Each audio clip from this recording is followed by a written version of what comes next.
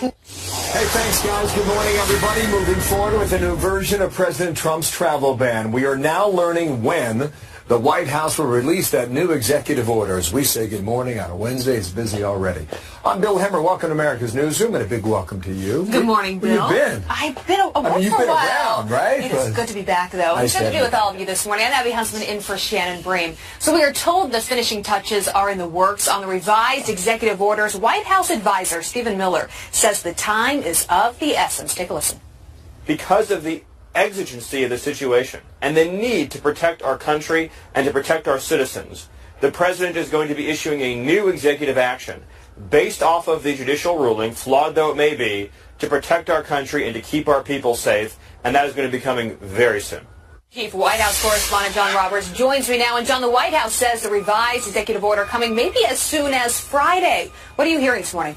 Abby, good morning to you. I'm told by a couple of senior administration officials now that we can expect that executive order to come out Friday. They don't know if it'll be Friday morning or Friday afternoon. The president has an appearance at CPAC, so they'll have to work it around that. What I'm told, too, is that it will involve the same 7 countries as the original executive order. That's Iran, Iraq, Syria, Libya, Sudan, Somalia, and Yemen. But there will be specific carve-outs for certain groups of individuals, people like legal permanent residents, other visa holders who got caught up in the original order when it was applied. And remember, some of them got sent back home when they should have been allowed into the country. It's also likely to include a temporary ban on allowing refugees into the country, but they may drop this idea of an indefinite ban on refugees from Syria. Basically, what the White House, the Department of Justice, and the Department of Homeland Security have done is looked at all of the court orders and all the court action that was taken against the original order, and then written a new one to address all of those specific concerns. Senior policy advisor Stephen Miller says, though, in its essence, the new executive order will do basically the same thing as the first one did. Listen. It's going to be responsive to the judicial ruling, which didn't exist previously. And so those are mostly minor technical differences. Fundamentally, you're still going to have the same basic policy outcome for the country, but you're going to be responsive to a lot of very technical issues that were brought up by the court, and those will be addressed. But in terms of protecting the country, those basic policies are still going to be in effect. What is unclear at this point, though, is whether the president will rescind his original executive order, as court filings with the Ninth Circuit Court of Appeals suggested he would, or if he's going to leave that one in place and try to fight its constitutionality in the district court in Seattle. Trying to get an answer from that from White House officials. There was a change. Again, Abby, when they filed papers with the Ninth Circuit, they said the president intended to rescind that order, but now it looks like he may have changed his mind there. Abby? Yeah, a lot of news this week on immigration, John. The White House also battling some negative reports about their plans to beef up immigration enforcement. That was released yesterday. What are they saying about that? You know, there were those 2 implementation memos that were handed over by Secretary Kelly at DHS, basically instructions on how to put into play the president's executive orders that he signed back on January 25th, led to some blaring headlines, including Trump sets stage for mass deportation, Trump details plans to deport millions of immigrants. How bad will Trump's mass deportations get? The White House insists this is not mass deportation. It was never intended to be. That's not the way it's going to work out. It's merely doing more to secure the border and prevent illegal immigration and enforce immigration laws that are already on the books, specifically targeting illegal aliens in this country who have been engaged in criminal activity. Here's Sean Spicer from yesterday. And all this does is lay out the exact procedures to make sure that that subgroup of people who pose a threat to our nation because of a conviction or a violation of public safety or have a criminal record are adjudicated first and foremost. That's it, plain and simple. And what to do about the millions of other people who are in this country illegally? The White House has not formulated an official policy on that, but you'll remember back at the campaign, then candidate Trump went from they all have to leave to, well, maybe most of them will be able to stay. This also does not affect the deferred action on childhood arrivals, the so-called DACA program. It leaves in place that Dreamers program as it's known for now, Abby, but some changes coming down the road on that in the weeks and months ahead. Yeah, Abby? Really important, though, to understand the details of all of these plans. John Roberts, good work out there. So then the White House says they're simply enforcing law, and the critics, there are many of them now. Katie Pavlich, editor at townhall.com and a Fox News contributor. Katie, good morning to you. You grew up in Arizona, right? I did, I went to school there as well. I want to show our viewers what we're hearing from the left, and I'll show you what we're hearing from the right. Chuck Schumer said the following, quote, "No matter how much they deny it, it is clear that the White House is setting in motion their mass deportation plan, directing immigration agents to round up and quickly deport anyone who is undocumented. End quote. Hold on to that, Katie, because here is Karl Rove explaining to Bill O'Reilly what he interprets this move to be last night. This is literally what it says. Here's what you're going to prioritize. Anybody who's committed a criminal offense. Anybody who's been charged with a criminal offense, but it hasn't been resolved in a court of law. Anybody who's committed a chargeable offense. Somebody who is engaged in fraud to achieve a government benefit. Somebody who has abused a benefit program. Somebody who is subject to a lawful removal order and has failed to comply with it. Or somebody, as you said, who's a risk to public safety or national security. That's a pretty good standard that I think a lot of people would agree with. Okay, now that's a mouthful, okay, but simply stated, the left is saying this is a deportation force, and the right is saying we are simply enforcing the laws on the books as they stand today. Where are you between both of those, Katie? Well, first, I think that Chuck Schumer is making these claims that there's going to be a massive deportation force with very thin evidence to make those claims. He's doing it to score cynical political points. I'm not sure if he's going off of the botched AP report from last week saying that hundreds of thousands of National Guard troops are going to be used to go into neighborhoods and deport illegal immigrants. That ended up being completely false. So I'm not sure where he's getting his information.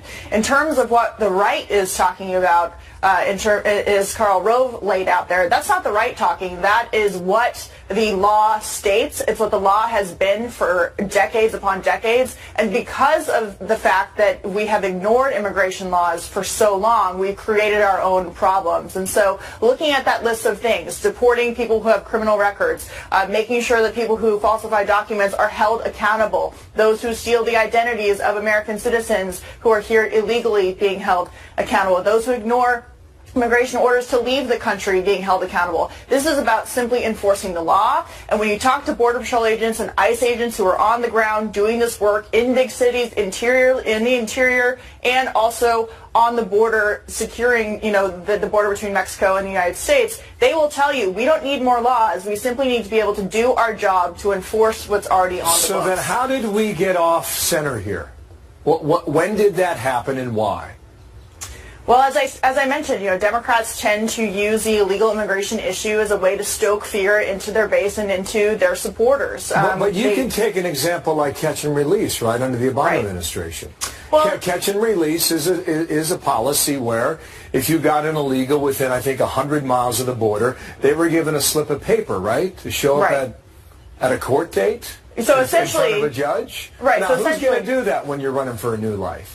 Well, exactly. And what catch and release was under the Obama administration is Border Patrol agents and ICE agents were told to tell these people who were caught at the border, hey, you're in the United States now, we're not going to detain you, but here is your court date and you need to show up. Well, guess what? 90% of those people who received that order didn't show up for their court date, and now they just get to go and live in the United States for however long, and therefore perpetuating this problem of illegal immigration. That is now going to end under the Trump administration, meaning people aren't going to be told that they can, be released into the interior of the United States and then maybe show up to their court date. It's a non-negotiable now. So the goal here is twofold. A, get all of the criminal aliens out, which is very important. There are a lot of people who are repeat offenders who have been here multiple times committing very serious crimes. Rape is one of them. Murder is another.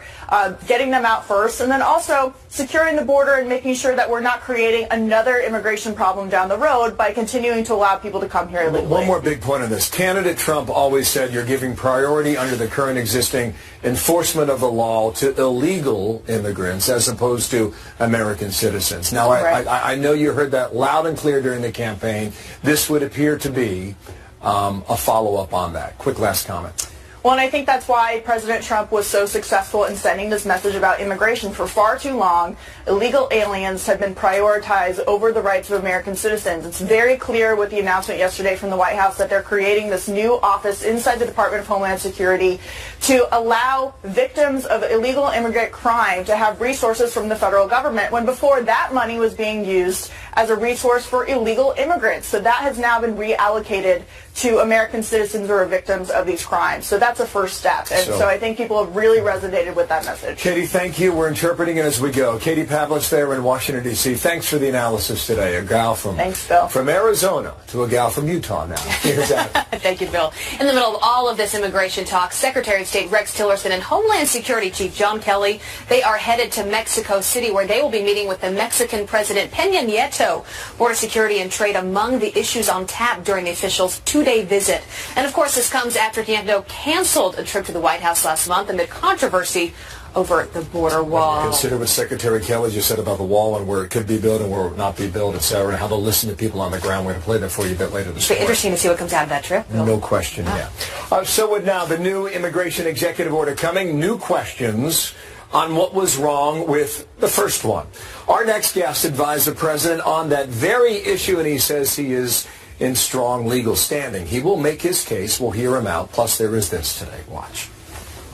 You don't want to wait till they murder your kid until you say, okay, time out. Now you're in trouble. It's ridiculous. Nobody gets sanctuary from a law. Wow, some powerful words there from the mother of an angel mom. She's an angel mom, and she says lax enforcement of immigration laws has led to chaos. But the other side says building a wall is not the answer. We're going to debate that. Also, this Abby Fox's alert now: an American arrested for trying to help ISIS. We have details, more information on this breaking story in a moment. We've had a serious problem in our country of terrorism, radicalization, and serious problems of people joining ISIS, joining terror groups, joining Al-Qaeda, and committing or attempting to commit acts of crime and terror against our nation.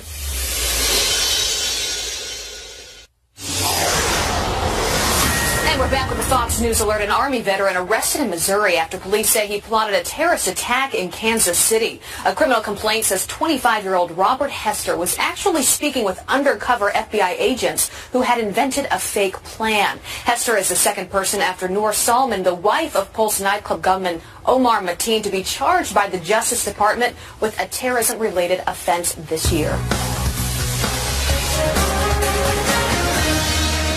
The rulings from those courts were flawed, erroneous, and false. The president's actions were clearly legal and constitutional and consistent with the long-standing tradition of presidents in the past to exercise the authority in the Immigration and Nationality Act to suspend immigration when it poses a threat to our security. And that's what the president will do. In the next few days, we'll roll out the details of what that action will be. So now we await. Senior policy advisor there saying there's nothing with the original travel ban as the White House prepares to roll out its new order. Chris Kobach, Kansas Secretary of State advisor for President Trump's immigration plan, here to talk about that. And sir, good morning. Good morning to you. Have you worked with the White House on the revision? I've not worked directly in writing the revision, but I have a general idea what it's going to look like. Okay. What's it going to look like? Well, the Ninth Circuit order, if you like reading judicial opinions and getting into the weeds, it didn't say that the whole seven-nation travel ban was illegal. All it did was carve out some really tiny exceptions. For example, somebody who already has a green card, has been in the United States, goes abroad, and then wants to come back in. That person has a due process right, the Ninth Circuit said, to have a hearing before you take away their right to come back. Or maybe somebody who's in the United States illegally, don't they have a right to have a hearing before you kick them out? And so it was a very narrow set of categories. And so what the new order will do, I assume, is carve out those categories of people so that the due process concern of the Ninth Circuit can be addressed. But the 99% of other... Very interesting, Don. I'm just trying to keep it simple for me and for our audience. You're talking about green card holders that are legitimate. You're talking about people who might be here illegally, but to have due process before you send them back home. And I think the third category was someone who has a legal visa overseas that is valid upon travel here to the U.S. Is that the three main categories? Those would be the three main categories. But that's probably, 5%, 10% at the most of the total number of aliens covered by this order. The vast majority are people seeking entry into the United States from very dangerous parts of the world, or they're seeking to become a refugee in the United States. And there have been some studies now, just done in the last couple of weeks. One from the Center for Immigration Studies said that 72 terrorists since 9/11 have come from those 7 countries. I put together a list of 18 terrorists who've used our refugee program in the past couple of decades. These programs have been abused by terrorists who know that, hey, if you can come in as a refugee to the United States, you get a green card and you can go back and forth to Afghanistan or wherever for terrorist training. So that's why the Blind Sheikh had refugee status. Ramzi Youssef, the 1993 World Trade Center mastermind, had refugee status. So it's really important that we do have an executive order. That's very interesting. Now, they were asked yesterday, and Sean Spicer says they will not rescind the first order when the second order is announced. Why legally is that even important to consider? The reason it's important is you still want to challenge what the Ninth Circuit erroneously did. Their ruling makes no sense. It's flawed on a number of grounds. And so you still want to have the ability to challenge that ruling going forward, while at least you put together a slightly narrower executive order to protect the American people right now. Mm-hmm. Got it. So this is going to be tailored on the Ninth Circuit ruling. But even so, you're not going to escape a legal challenge. You don't anticipate that, do you? I think you're exactly right, Bill. One of the interesting things we've learned about the Open Borders Left, and that includes the ACLU's Immigrant Rights Division, is anytime a state or the federal government does something to tighten the borders a little bit, increase the restrictions on entry into the United States, they bring a lawsuit, almost without exception. So I think we'll probably see another lawsuit, even though this new order is even better and unassailable, more unassailable than the first. All right, sounds like Friday. End of this week. Is that what you think? I don't know the exact date, but I'm led to believe it's before the end of the week. All right, Chris Kobach, thank you. We'll bring you back and see what comes next, right? As we go along and move through the process. Thank you, sir, for your time today. Abby, what's All right. Well, also some anger boiling over at Republican town halls as lawmakers address growing concerns over replacing Obamacare, why Medicaid could be a major bone of contention. Plus, there's this. Can you open the door? You talk about a race against time. What you don't see right here, officers trying to free this driver who's trapped inside a burning car. How this... Get your seatbelt off. What's the location? Some dramatic moments caught on police body camera. Officers working to rescue a driver trapped inside of a car that was on fire. He's coming, he's coming. Okay, so it's not one tell us on my burn, so it's working nowhere to go. Is anyone else in there?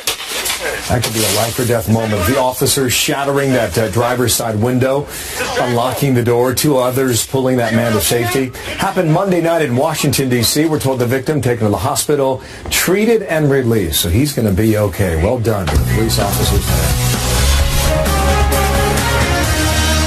There's no question that some people have had a very good experience with the ACA, with Obamacare. But most people have had a very bad experience with it. The point is, the American people have made it very clear they want Obamacare repealed. We're going to be judged on our ability to deliver a vastly better health care system to the vast majority of Americans. That is California Congressman Tom McClintock, one of the many Republicans facing angry constituents this week amid growing concern over what will replace Obamacare. For more on this, let's bring in Dr. Mark Siegel. He's a member of the Fox News Medical Aid Team and professor of medicine at NYU Langone Medical Center. Doctor, good to have you here. Great to see you, Abby. This is such an emotional issue and nothing more important than health care. Advice that you have for the administration and Republican lawmakers on this transition, as they say they are working to repeal and replace Obamacare. How do they get this right so people are not living in fear? The key word is fear. And as a practicing physician, I would tell everyone out there, this needs to be done in a way where you're not afraid of getting sick, where you're not afraid of losing your coverage, not afraid of dying. 22 million people cannot lose their insurance right away.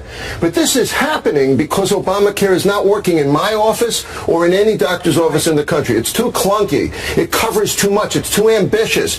Patients have a sense of entitlement. They get in there. They've got problems not knowing a deductible is kicking in. I call it deductible transparency. Where'd that come come from? I'm paying out of pocket for this suddenly, and patients were already angry from Obamacare. The key is transition it in a way where you keep some of the popular things. Pre-existing conditions. People that are very sick have to have coverage. We cannot take that away. Children that are graduating college that want to stay on their parents' policy. Haven't you known, struggling young adults? It's a great provision. So many of them, doctor. So many. That's such an important issue. The other part of this, too, and I travel the country talking to small business owners, and it is really heartbreaking when you hear their stories. They either can't expand their business or they lose it altogether because they can't afford it with Obamacare. So what can they do as part of this plan to help the economy, to help these small business owners do what they do best? Well, the key is to not let Obamacare parasitize the whole system. I've noticed, I work for an employer, I've noticed that employer-based insurance is changing now. Bigger deductibles we didn't know about. Less choice. President Trump has talked about adding more choice. Here's what that means. It means that the best mammographer in town, Abby, is somebody that doesn't take insurance at all. And I know that, and I struggle to send my patient to somebody that I don't think is as good. That's very hard for me as a physician. Or the insurance only covers one lab, and I know that that lab does a terrible job on glucoses. And I'm looking at a diabetic, and I'm saying, wait a minute, I got to send the diabetic to that lab? Now, insurance my sister has type 1 diabetes. I cannot tell you what she has gone through. It has become so complicated. Well, but the also, doctor doesn't take it. Right? That's true, but what about competition? I mean, isn't that key here, too, to make sure that the quality and the prices go down, and that is allowing people maybe to cross state borders to find a better plan? So that's a great point, and I also want to reassure people out there that's got to be a transition. This isn't about collapsing the state exchanges. It's about working towards a national marketplace. Again, as President Trump has said, insurance across state lines, that's not going to happen overnight. We need to repeal the 1945 law. We have to slowly create a national marketplace. It makes total sense that if insurance is cheaper in Nevada, I ought to be able to buy it here, use it in Nevada.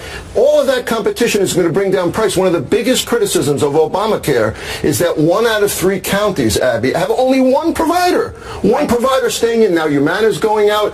It is not working for insurers, and it is not working for patients. Okay. I'll tell you one thing, not working for doctors. We have a doctor shortage. We need malpractice reform. We're glad that doctors are glad this is being repealed. All such great points, Dr. Siegel. Nothing more important than our health care. They've got to get this one right. Good. And we got to do it without making them afraid. Yeah, spot on. Bill? Thanks. Debate shall continue. Thank you, Mark. Thank you, Abby. President Trump's planned border wall, drawing a rather large historical comparison here.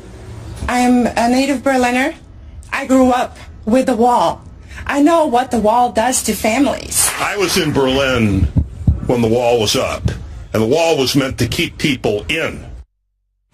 Sparks flying at our town hall last night. We will debate those points, fair and balanced, in a moment. Coming up here, Abby. And Canada is seeing an uptick in refugees. How immigration advocates say both President Trump and Canadian leaders play a role here. Also, could Americans be kept as prisoners at Gitmo? That's the serious question the Department of Homeland Security may be looking into. We'll talk to retired Lieutenant Colonel Oliver North about all that coming up in our next hour here on America's News.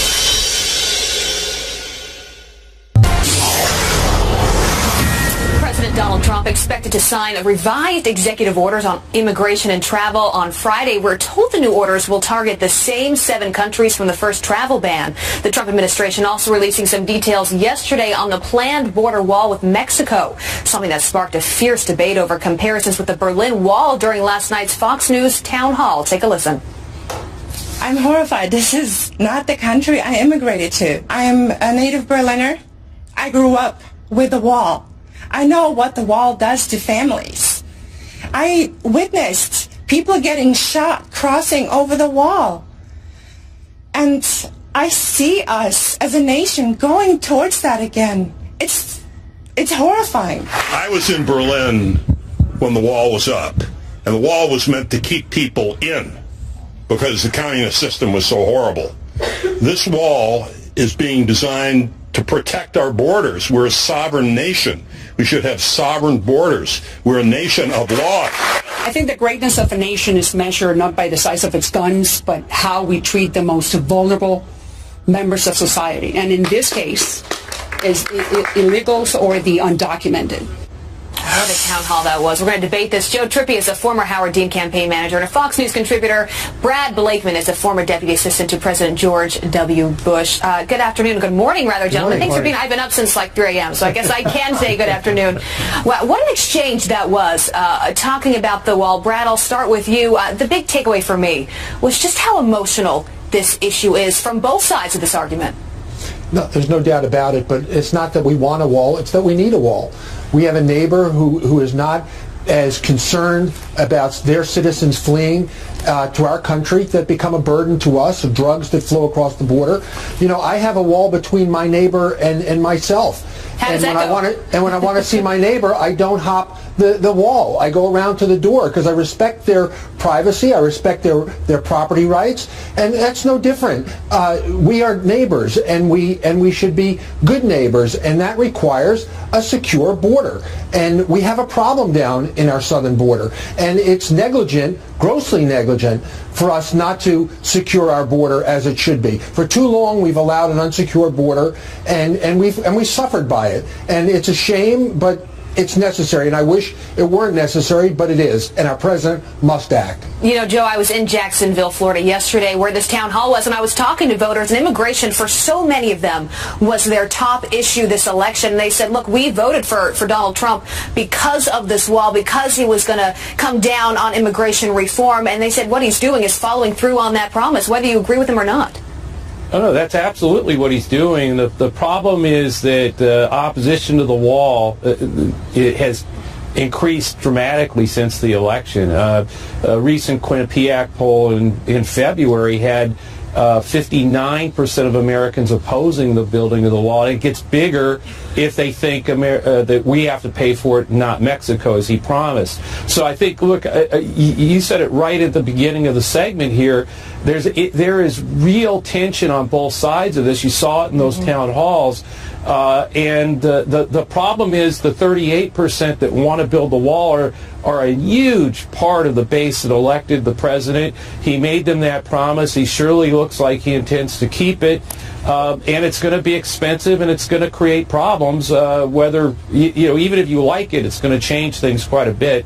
And I think there are a lot of Americans who not just their opposition, but the intensity of that opposition is showing up at these town halls. You're seeing it on both sides. We have. Brad, there was another really emotional moment last night. Laura Wilkerson, she's an angel mom. She lost her son Joshua to an illegal immigrant. And she talked about that moment and how important these laws are for her and her life. Take a listen.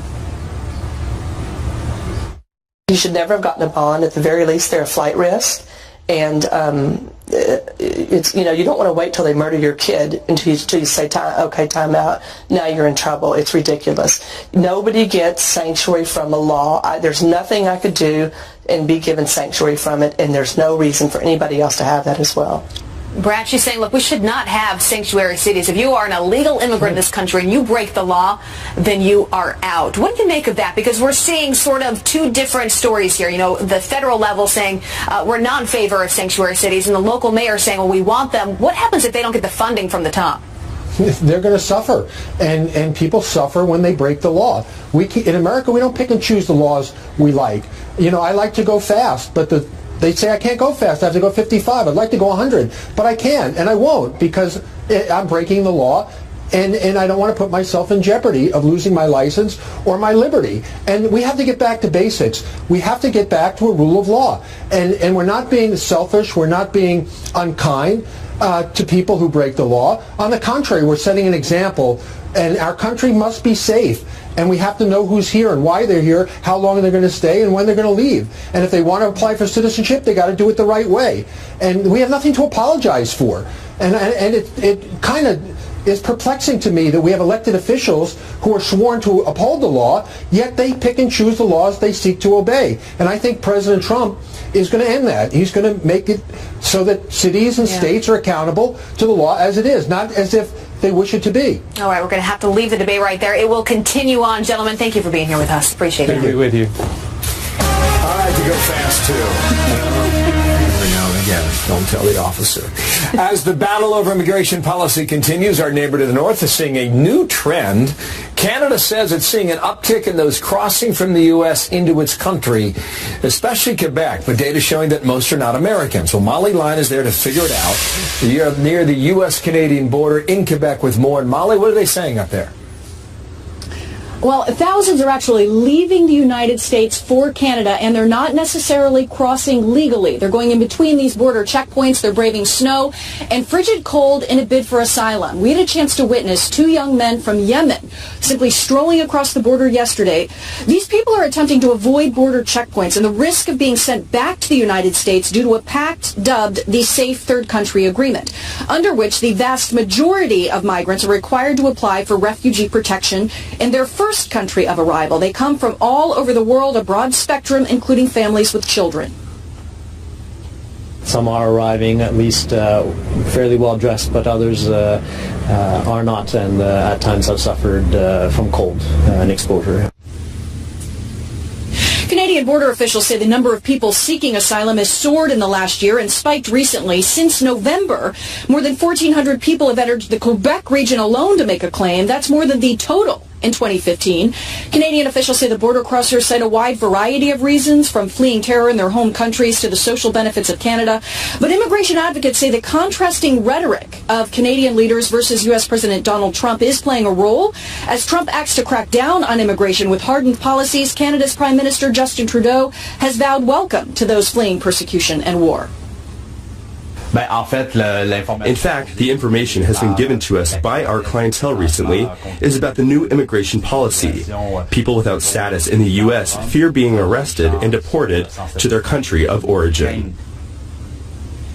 This influx is really keeping the Royal Canadian Mounted Police very busy, and now with warmer spring weather just around the corner, they may need to further shuffle their resources and add more manpower here at the border. Bill? Interesting story. Thank you, Molly Line. You're the U.S.-Canadian border there. Thank you, Molly. Abby. Hillary Clinton's former campaign chairman John Podesta now says that forces within the FBI wanted Clinton to lose. This as Democrats continue to pile on FBI Director James Comey. We will get that reaction next. Also, it's like Green Acres here. I mean, look at this. That's a runaway bull making a mad dash for freedom in New York City. I love this. I'm having such a good time. I'm having a ball. We're back with this story. A bull running through the streets. It's something you'd most likely see in Spain, but this was right here in New York City. A cow escaping his fate at a slaughterhouse yesterday, leading police on a wild chase through a presidential area of Queens for more than an hour before it was then shot with several tranquilizers and restrained. The bull later died en route to a New Jersey animal sanctuary. Man, I'd be running too if my life were on the line, Bill. People think it's like a city life around here. But it's really not. I mean, it's like bulls running around. Farm living. Got it. 15 minutes. Hillary Clinton's former campaign manager firing away John Podesta, suggesting that some in the FBI were out to sink Hillary Clinton. Here's the quote now. It's part of it. There are at least forces within the FBI that wanted her to lose. I'm not sure they really understood the alternative, but they wanted her to lose. End quote. Stephen Hayes, editor-in-chief, Weekly Standard, Fox News contributor. Steve, good morning to you. Morning, Bill. This was what, a podcast interview, right? It was, right. Going back and forth. You heard it. How did it sound to you? Well, look, I mean, it sounded whiny. There were forces within the Department of Agriculture that wanted Hillary Clinton to lose. There were forces in red states that wanted her to lose. There were forces in blue states that wanted her to lose. It was the combination of all of those forces that's why she lost. What John Podesta didn't do, because I think at this point John Podesta can't do, is provide evidence to back up his speculation that there was some plot afoot in the FBI. And for Democrats broadly, for Democrats nationally, this kind of whining doesn't do them any good at this point. It's backward-looking at a time when their party would like to be forward-looking. Well, I remember John Podesta wrote this back in December on screen for viewers, Washington Post op-ed. The more we learn about the Russian plot to sabotage Hillary Clinton's campaign or elect Donald Trump, and the failure of the FBI to adequately respond, the more shocking it gets, end quote. That same article, he went on to suggest a number of things, including a 9/11 commission to investigate the ties between Russia and the Trump team. Now, is that where this began, or was it prior? No, I don't think so. Where was Podesta getting this? And I mean, you raised the question of evidence. Where's the evidence on this now?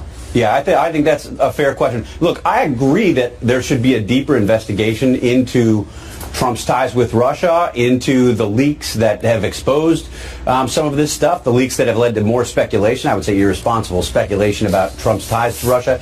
The problem with our national debate on this and on so many other things right now is a lack of evidence. It's a lack of facts. We are having a fact-free debate in so many different ways. And what John Podesta is doing there, I think, is contributing to that debate, exacerbating the problem. I would be fine with a 9/11 style commission, or a commission appointed by President Trump, or a commission, a select committee impaneled by Congress, by the leadership in Congress, to look broadly at these questions. But what John Podesta is doing is precisely the opposite of fact-finding. But you're going to get what you want, see, because the Senate's doing that right now, right? I mean, they told the White House to freeze the emails and figure out where it goes from here.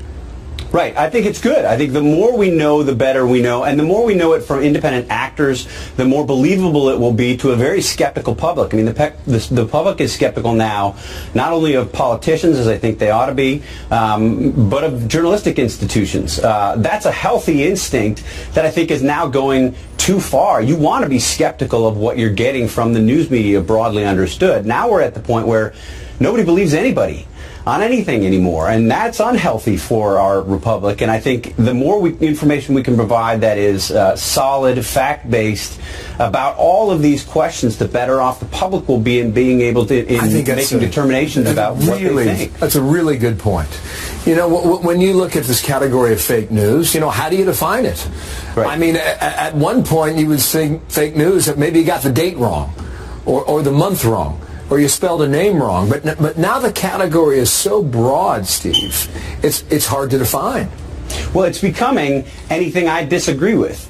And unfortunately, we're getting to the point where we have people choosing their news, basically drawing their opinions based on affirmation, not information. They're looking for things that just tell them what they want to hear, instead of looking for facts, instead of looking for data, instead of looking for evidence. And our broader problem, I would argue, not to get on a soapbox too much, but I guess I'm already there. Our broader problem is that we're losing a common understanding of what those facts are, of what that evidence is. And we need to restore that. And whatever we can do to restore that, I think, is good for the country. But the kind of speculation that you heard from John Podesta there, sort of just casually suggesting that this might have been an FBI plot to take down Hillary Clinton, well, that contributes to the problem. That exacerbates the problem. It's precisely the opposite of what we want right now as we try to have this conversation, this national discussion. Just to bring it back to Podesta, I don't get the sense that this is going to disappear.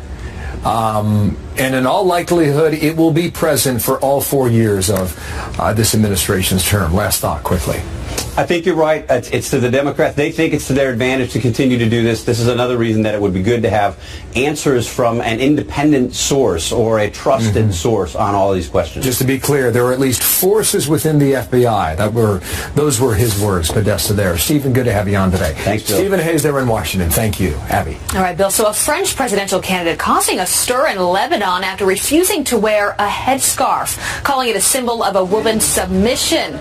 Plus this, back here at home, shocking video showing the moments a famous actor's plane nearly crashes into a passenger jet. The heart-stopping close call. Can you guess who it is?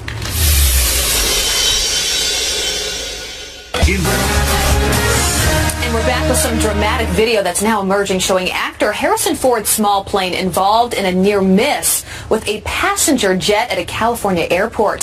Senior correspondent Adam Housley is live with those details. And Adam, this is not the first time he's had a scary incident in a plane. No, it's not. In fact, you know, he's actually asked air traffic control when this happened last week, was that airliner meant to be under me? And clearly it was not. So imagine this. You're on that airliner, an American Airlines 737 last week in John Wayne Airport, Southern California. You're looking out. All of a sudden, this small engine plane basically buzzes right over the top of you. That's what happened. The video now everywhere. Newly released. It shows the plane, above wing, single engine Aviat Husky, piloted by none other than actor Harrison Ford, mistakenly flying low over the airliner as it was readying for takeoff. It was actually taxiing out to getting ready to go onto the runway last week. We spot shadowed the plane to show you that Ford's plane was supposed to have landed on the runway, which makes a lot of sense, of course, but instead he landed on the much smaller taxiway, which runs parallel to the runway. Of course, that's a no-no in the FAA's mind. You're not supposed to do that very clearly. He could get a warning letter. He potentially could have his license taken away or suspended. As you mentioned also, it isn't the first time that Ford has had an aviation issue. You might remember back in March of 2015, just down the street from his here in Los Angeles, actually, the longtime flying enthusiast crash-landed then his vintage single-engine airplane on a golf course after taking off from Santa Monica Airport. The NTSA went after, actually investigated, and reported the crash was not his fault. A problem with the carburetor led to the engine failure in that crash. Ford was actually praised for making an emergency landing without hurting anyone else. In this case, it's pretty clear that as he goes over the top of that airliner and lands in the taxiway, that it's not going to be the same outcome. It just depends on what the FAA finds. Once again, the audio of him saying, was that airliner supposed to be under me at this time? Clearly wasn't supposed to be there, or he wasn't supposed to be there, I should say. And Abby, if you fly to that airport, it's pretty clear to see between the runway and the taxiway, but he got confused somehow when he made that landing, and the FAA says the investigation will take a little bit of time, and of course they will eventually release their findings publicly. Abby? Yeah, pretty scary incident. Adam Housley for us. Thank you for that. Could have been bad, though. I mean, almost 200 people on board that flight. He got, exactly I think no more flying for Harrison Ford. Easier said than done for him. Yeah. So President Trump promising renewed enforcement of immigration laws. There are now growing concerns south of the border of a possible refugee crisis there. Now, what's this all about? Secretary of State Rex Tillerson meeting with Mexican leaders there today, so we will have more on his visit, try to sort through this story. Top of the hour right here in America's Newsroom.